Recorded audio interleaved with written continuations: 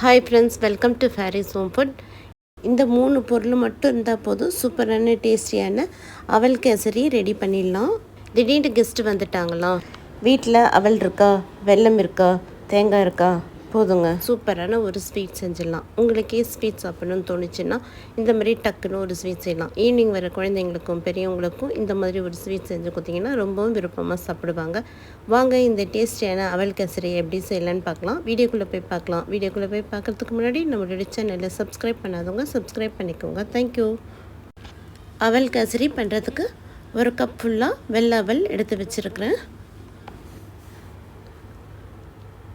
1/2 cup தூளான வெல்லம் எடுத்து வச்சுருக்கேன். நீங்கள் கட்டி வெல்லம் வச்சுருந்தீங்கனாலும் ஓகே தான், உங்கள் விருப்பம். துருவின தேங்காய் 1 கப் எடுத்து வச்சுக்கோங்க. நீங்கள் எந்த கப்பில் எடுக்கிறீங்களோ அதில் இதுதான் அளவு. இப்போ ஒரு கப்பில் அவல் 1 கப் ஃபுல்லாக அவல் போட்டுக்கோங்க.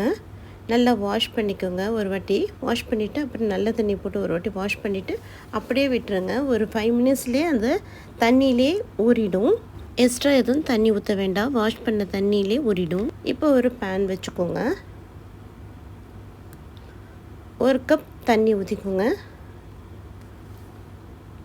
தண்ணியில் நம்ம எடுத்து வச்சுருக்கிற 1/2 கப் வெல்லமும் போட்டுக்கலாம். கொஞ்சமாக ஒரு பிஞ்ச் அளவுக்கு சால்ட்டு போட்டுக்கோங்க, ரொம்பவும் போடாதீங்க. வெல்லம் பாகு மாதிரி வரணும்னு அவசியம் இல்லை. சும்மா அந்த கொதித்து அந்த வெல்லம் கரைஞ்சால் போதும். உங்கள் கிட்ட கட்டி வெல்லம் இருந்ததுன்னா கரையிறதுக்கு ஒரு 2 நிமிஷம் ஆகும். இப்போ நான் தூள் வெல்லம் போட்டிருக்கிறதுனால உடனே எனக்கு வெல்லம் கரைஞ்சிடுச்சு. 1 நிமிஷம் வரைக்கும் நல்லா கிளறி கொடுத்துக்கோங்க. இப்போ நல்லா கொதிக்கும்போது நம்ம துருவி வச்சுருக்கிற 1 கப் தேங்காய் போட்டுக்கலாம். போட்டுட்டு நல்லா மிக்ஸ் பண்ணி விட்டுக்கோங்க. 1 கப் தண்ணிக்கு 1 கப் தேங்காய் போட்டிருக்கோம், 1/2 கப் வெல்லம் போட்டிருக்கோம். 2 ஏலக்காய் போட்டுக்கோங்க. ஏலக்காவும் போட்டுட்டு நல்லா கிளறி கொடுத்துக்கோங்க. 2 மினிட்ஸ் கிளறினா போதும். உங்களுக்கு நெய் பிடிக்கும்னா 1 டீஸ்பூன் நெய் போட்டுக்கோங்க. நெய் போடும்போது கொஞ்சம் நல்லா டேஸ்ட்டாக இருக்கும். நெய் வேண்டானாலும் நீங்கள் ஸ்கிப் பண்ணிக்கலாம். இன்றைக்கி நான் 1 டீஸ்பூன் நெய் போட்டிருக்கேன். நெய் போட்டுட்டு நல்லா கிளறி கொடுத்துக்கோங்க. திடீர்னு ஈவினிங் கெஸ்ட்டு வந்துட்டாங்க, வீட்டில் ஒன்றுமே இல்லை, அவல் மட்டும் இருக்குன்னா நம்ம வீட்டில் நார்மலாகவே தேங்காய் இருக்கும், வெல்லம் இருக்கும்.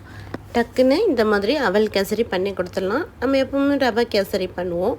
இது கொஞ்சம் டிஃப்ரெண்ட்டாக அவல் கேசரி பண்ணால் ரொம்பவும் எல்லாம் விரும்பி சாப்பிடுவாங்க. 10 மினிட்ஸ்க்குள்ளேயே அவல் கேசரி ரெடி ஆகிடும். பாருங்கள், இப்போது நம்ம எடுத்து ஊற வச்சுருக்கிற அவல் போட்டுக்கலாம். தண்ணி போட்டு ஊற வைக்காதீங்க, வாஷ் பண்ணுற தண்ணியே போதும். அவல் போட்டுட்டு ஒரு 2-3 மினிட்ஸ் நல்லா கிளறி கொடுத்தீங்கன்னா போதும். அந்த வெல்லம் தண்ணி வத்துற வரைக்கும் நம்ம கிளறி கொடுத்துக்கலாம்.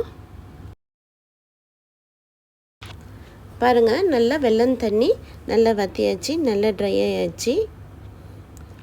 இப்போ லாஸ்ட்டாக ஒரு டீஸ்பூன் அளவுக்கு தேங்காய் துருவல் போட்டுக்கோங்க. விருப்பம்னாலும் போட்டுக்கலாம், இல்லைனாலும் வேண்டாம். அவ்வளோதாங்க, சூப்பரான அவல் கேசரி ரெடி ஆகிடுச்சிங்க. இப்போ லாஸ்ட்டாக இதுக்கு நம்ம முந்திரி மட்டும் தாளித்து கொட்டிட்டா அவல் கேசரி ரெடி. இப்போ இந்த அவல் கேசரி ஒரு பக்கம் ஓரமாக இருக்கட்டும். வாங்க இப்போ முந்திரி வறுத்துக்கலாம். ஒரு பேன் வச்சுக்கலாம். பேன் வச்சுக்கோங்க. பேன் சூடானதும் 1 டீஸ்பூன் நெய் போட்டுக்கோங்க. நெய் சூடானதும் 1 டீஸ்பூன் முந்திரி போட்டுக்கோங்க.